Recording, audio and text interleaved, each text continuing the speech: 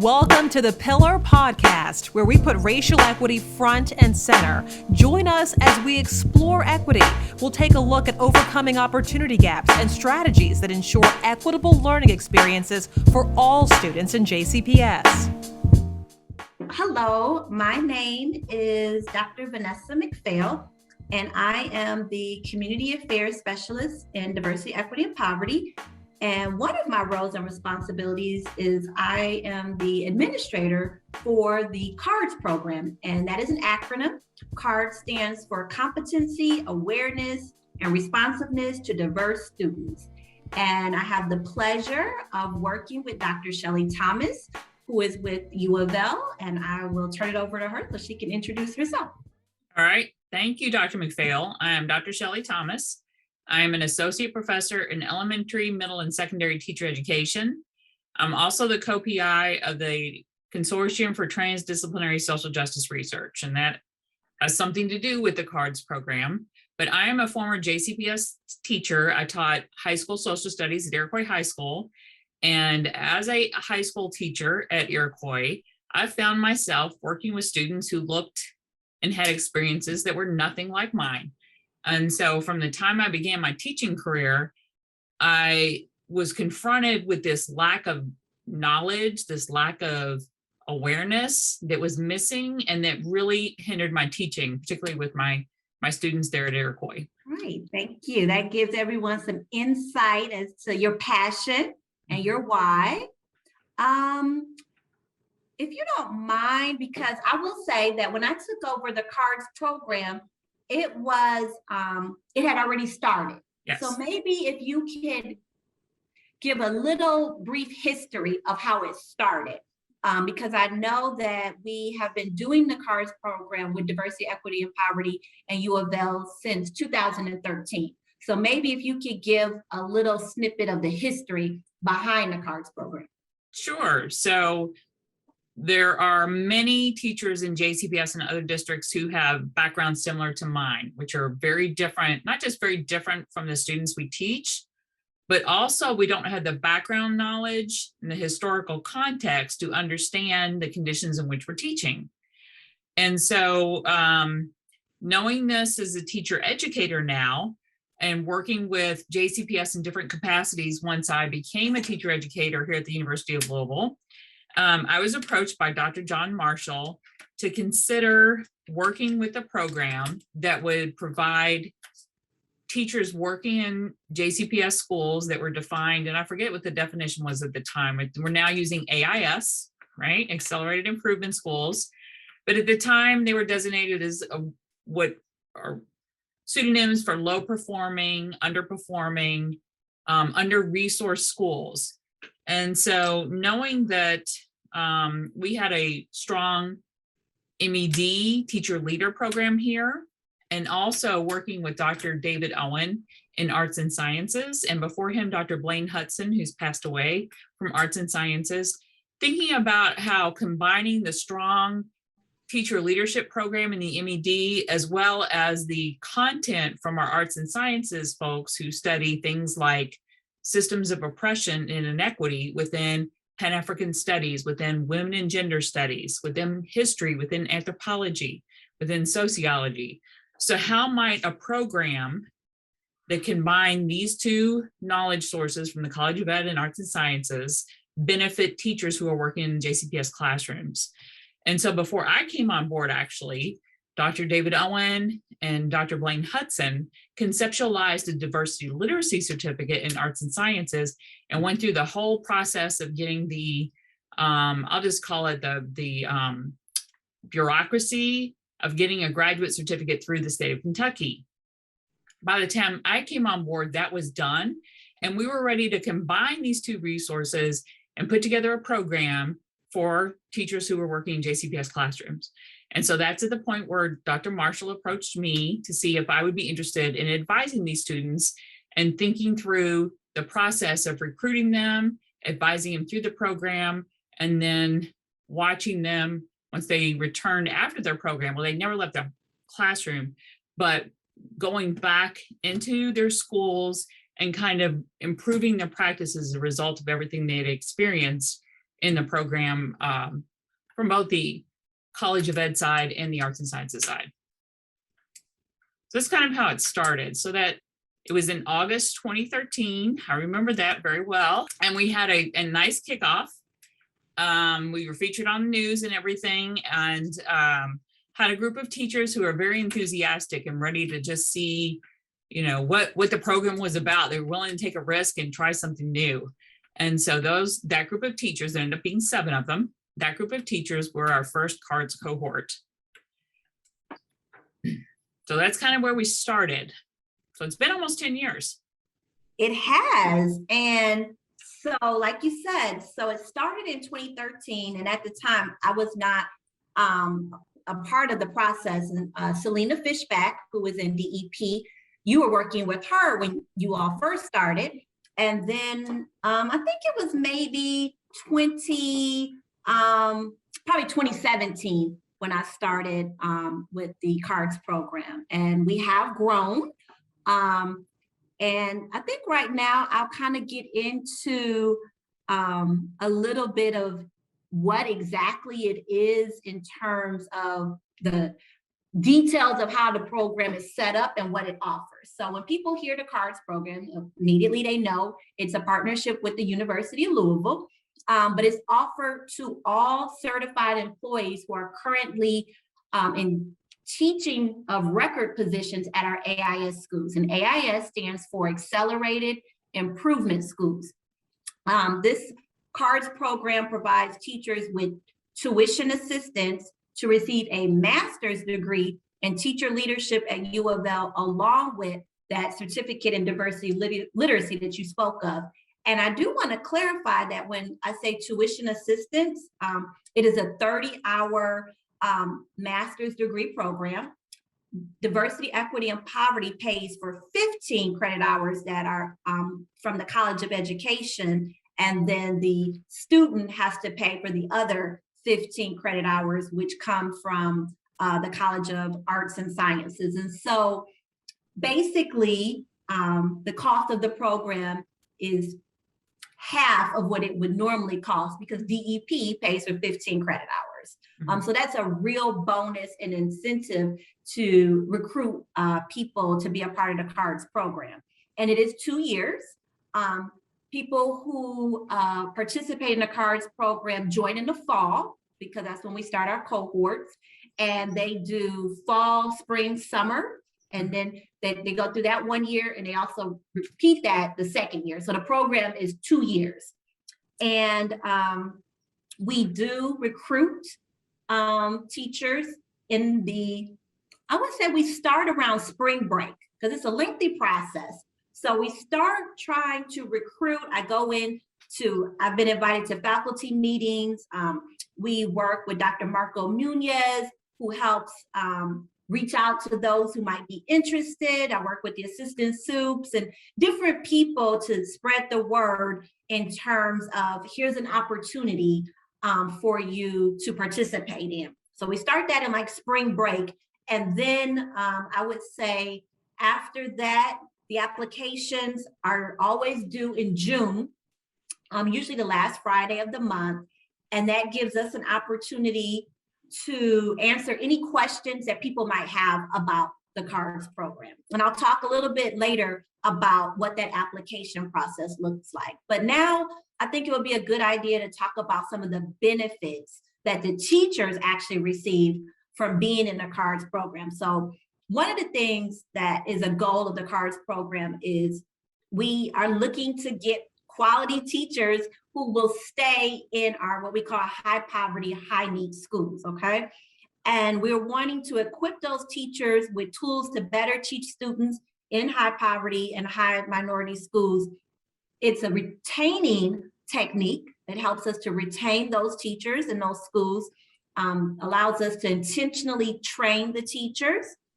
We're celebrating diversity, partnership with U of L, and also they are obtaining their master's degree. So those are just a few benefits, and I'll let you talk more about the benefits that the teachers receive as it pertains to their teaching. Sure. So I had an opportunity to do a research study working with the first cohort of teachers. So I actually got to be in their classrooms quite a bit and to document what they were doing and to have very intentional interviews with them to find out what it was they were learning, both from the diversity literacy courses, but also the MED courses. And I'll add, in some cases, these teachers already had master's degree. So we filed for them a rank 1 status so that they could benefit from a salary bump as a result of participating in this program. And we're exploring other ways to do that for folks who already have worked beyond that. So we're going to continue to develop ways to reach all teachers, regardless of where they are in their professional course, in the professional process. But going back to the benefits, so one of the things I saw in the research study, and I heard from them, was that they learned information about specific populations of sometimes students who were in their classroom and sometimes context for their students. So for example, many of the teachers took a class on refugees. And as a result of taking the class on the refugees, it caused them to pause and think about what they were doing with their students. So what decisions were they making about the instruction and about the content that they were sharing with their students? And to rethink that, knowing now what they knew about refugee students and refugees in general, and they could be more responsive to the students and the families that were in their classroom, but also more thoughtful about the policies they had with respect to their students and the families. So that's one example, and there's many others.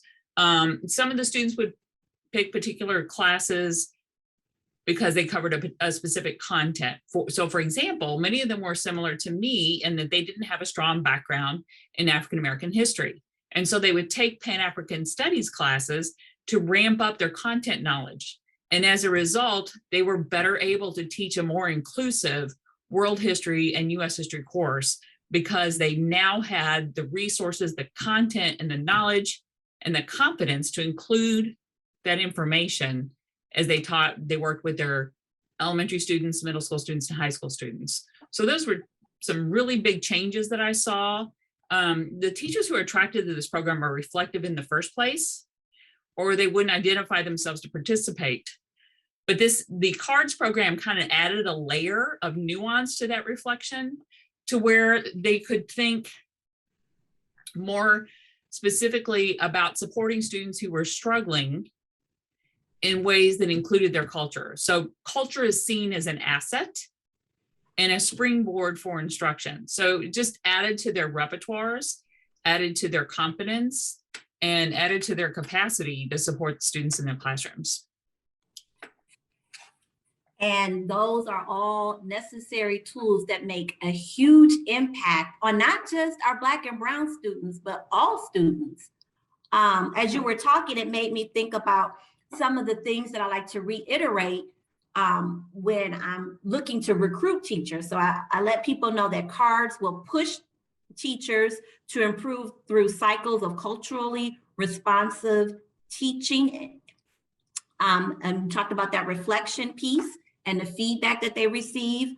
Center their students' multiple identities in designing instructional content and strategies. And then the last one, it pushes the CARDS teachers and their students toward critical consciousness. Students use the tools of the content areas to identify and understand structural inequities, as well as take action to address these inequities. Yeah, so that's a lot going on, but that's what they do. So they design lessons that have middle schoolers, for example, look at what's not working, what's inequitable in their own schools, and using the tools of the discipline. So like mathematics, understanding that mathematics is a tool to both understand and address inequities. History is a tool to understand and address inequities. Language arts is a tool to understand and address inequities. And through this critical consciousness, realize that they have the knowledge and the power to take action to address those.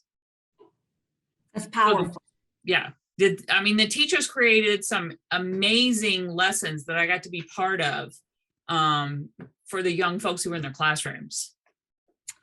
And unfortunately, due to COVID last year, I wasn't able to get in the classroom. But one of the things I'm really striving and want to do more of is visit our cards teachers, not to evaluate them, but to simply observe and see them delivering what they have learned in their classes to their students. I think that's really something quite powerful that I would like to see more of. And I hear it a lot. And I did get to visit a couple classrooms before COVID, and it was amazing to see them utilize what they're learning in the classrooms with the students. And that was some cards teachers where that was their first year. So it really speaks to getting in there and using what they're learning in the classroom. Yeah, it's a real opportunity for already thoughtful and intentional teachers to really ramp up what they're doing and model for the rest of their colleagues who are in their buildings in the district about how, regardless of where you start, there's a lot you can change and improve on. And that, by the way, when you give kids the opportunity and the tools, they do really incredible things. And part of being in the cards program, one of the things that we ask the teachers to do is lead PDs in their school, if given the opportunity by their principals, be a model in their building. And then we are trying to work on, even though they come in as a cohort, but this idea that we would have multiple cards teachers at the various school locations, so then they can have some support and they can help recruit, and they're not the lone person in the building. And we do have a couple of those schools, such as Maupin, that has multiple cards teachers. And I'm trying to think of another school that has multiple. Young Elementary has multiple. And then I believe we were getting there with Frost. And then in terms of the high school, Seneca and then Iroquois. So we do have a couple of sites or schools where there's multiple cards teachers in that location. And to be honest, the principals are very proud of that, to be able to say, I have X amount, or I have a cards teacher. I think that that's a great selling point and adds value to the school. So on the U of L side, one of the things we like is that we can put our bachelor's students who are teacher candidates in with those cards teachers while they're in the program or even after they finished. And we know our teacher candidates are seeing teachers who center diversity literacy, who center the students who are in the classroom, who plan their lessons intentionally around diversity and inclusion. So these undergraduates really benefit from being mentored by these teachers.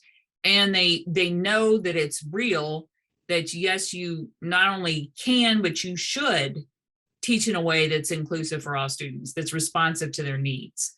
And so that's been a real asset. I'll also say that many of our early cards graduates, we want to retain them in the classroom, but they do have ambitions. And so they've gone on to some leadership positions in the district. And actually, I have my first cards teacher who is a doctoral student, and she will be defending her dissertation studying cards teachers this spring. That's awesome. So they stay with the profession. They stay in the classroom. And when it's time for them to grow, right? And grow, I used to use the term grow up, right? We're all still growing up professionally. They're staying with teaching in some capacity. And I will say that many people inquire about the cards program, but you do have to be a teacher of record. And you do have to be a teacher. That's one of the requirements that we have. That's not to say down the road, we may not be able to diversify that, but right now it is the targeted audience is teachers. And as you were talking, it made me just kind of think about all the things that have gone on in the city, nationally, globally, whether it's things related to racial tension or just everything that has gone on with the racial tension along with the pandemic, that the CARDS program is even more necessary to address social justice and anti-racist things that teachers are having to work through with their students. What do you think about that as well? With the racial unrest, with the murder of Breonna Taylor, and also the other police killings around the country, the teachers who've taken courses in diversity literacy understand systems of oppression. So they take a fundamentals in diversity course through the philosophy department. And when it's taught through a philosophy department, it's a little different than when we do it in like teacher education. So we tend to think of, okay, how do I teach this group of Black students? How do I teach this group of Mexican students? Instead, when you look at it from a fundamentals of diversity standpoint, you're looking at systems and structures, and you're understanding how those interweave and how to question those, and thinking through how can I also guide my own students, regardless of their age. Even young students can ask questions about things that are around them and can get age appropriate information to help them understand the systems under which they live. The CARDS program is definitely a program that has grown, and we hope will even grow more. And I'm going to talk about the expansion a little bit towards the end. But now I want to transition to what the process is in terms of how to apply if one was interested in the CARDS program. So first of all, like I said, we normally start recruiting after spring break.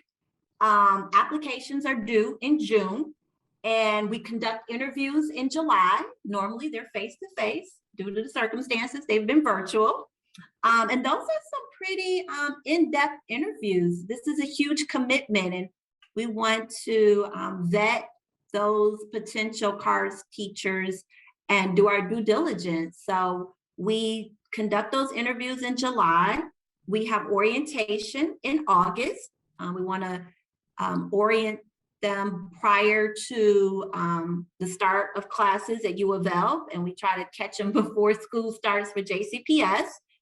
You do a great job of inviting CARDS teachers who are graduates or currently in the program to give supportive words of encouragement to our new CARDS teachers. Like I said, the program is approximately 2 years, fall, spring, summer, and then fall, spring, summer again.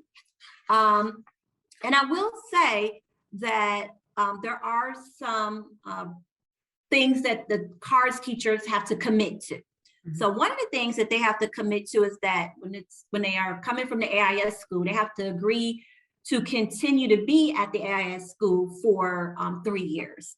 That is part of the agreement.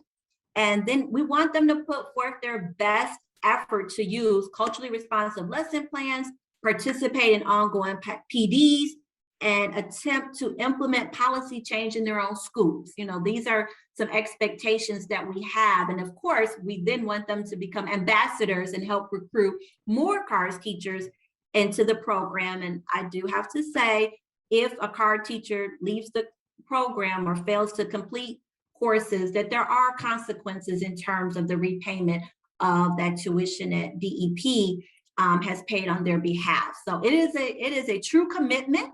It is a contract. It is a partnership, but definitely worth it. And if you could talk a little bit about how we talk to them during the interview process in terms of you're still a teacher, but now you're going into that role of being a CARDS participant and what that looks like for them. So I think we mentioned before, but these are graduate level programs. Both the diversity literacy certificate and the MED or rank 1 are graduate level programs, which means it's a little bit different than when you did an undergraduate degree in terms of expectations and volume of work. And many of our teachers who are interested in the CARDS program are already very committed to their schools. They're leaders in their schools. They get tapped to involve, they get tapped to do everything, don't they? We've had coaches, we've had sponsors for different clubs. We've had, They are teacher leaders. they absolutely are. And so at this point, it's kind of a, sit down and think about how you're going to manage everything you need to manage. And if this is the time for you to pursue this degree. So the teachers decide that, yes, they are going to do their graduate degree, and yes, they are going to commit their time. And I give the little speech that you can tell anyone who needs to hear this that Dr. Thomas says no. For 2 years, you are devoting yourself to building your own stronger background in teaching, and it's going to be worth it. You'll come out of this a better teacher, a better leader. But for now, you need to get your head into becoming a cards teacher. So that's the little conversation we have. And sometimes we have to work out idiosyncratic scenarios and thinking through what that looks like. So the last couple of years have been a little bit easier on folks with respect to our classes because they've been either virtual or distance ed, which means they're asynchronous. So the scheduling hasn't quite been the issue that it was at the beginning with, working teachers who also have after school responsibilities with students and families getting to campus for classes.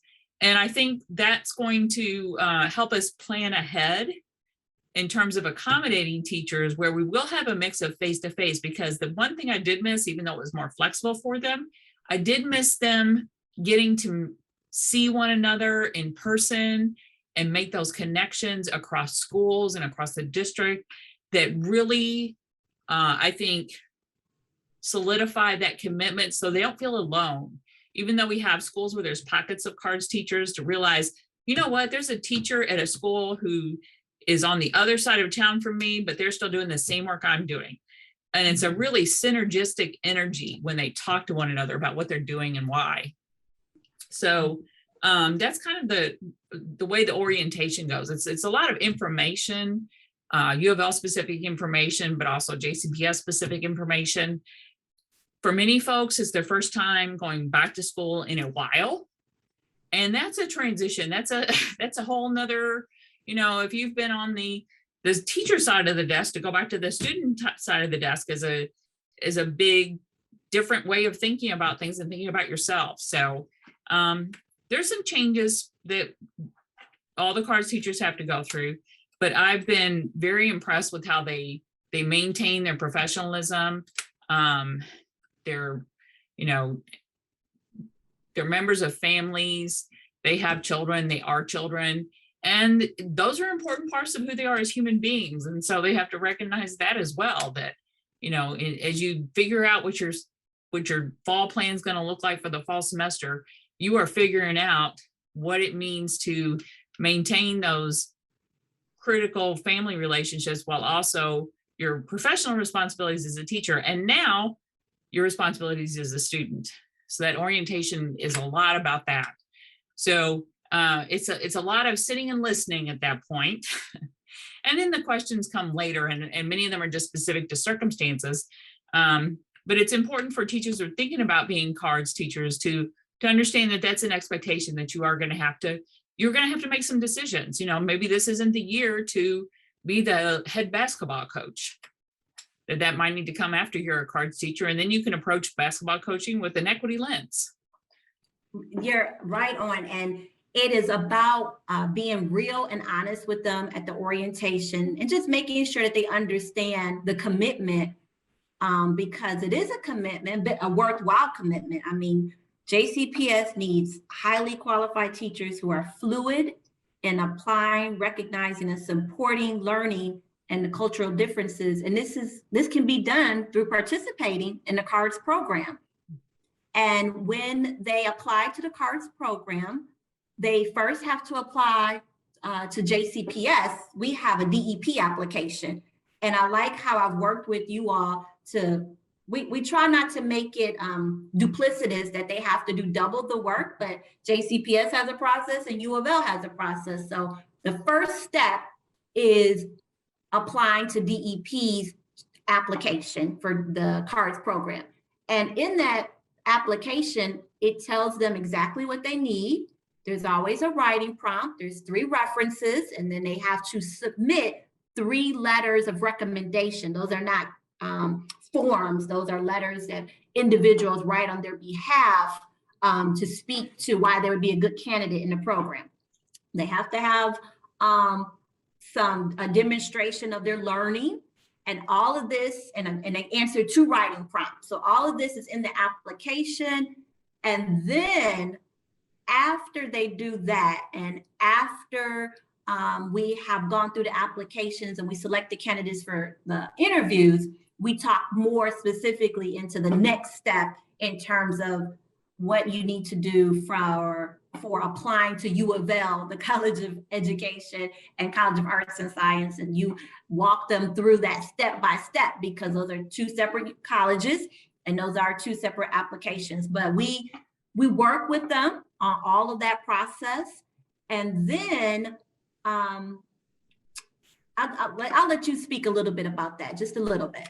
Okay. About the 2 applications for the College of Arts and Sciences and the College of Education. Just want to give everybody a small snippet of that process. Okay, so the U of L applications, and there's 2 of them, will take what the teachers have already done for that JCPS application. So Vanessa and I have been very careful to fold everything from the 2 U of L applications into that JCPS application.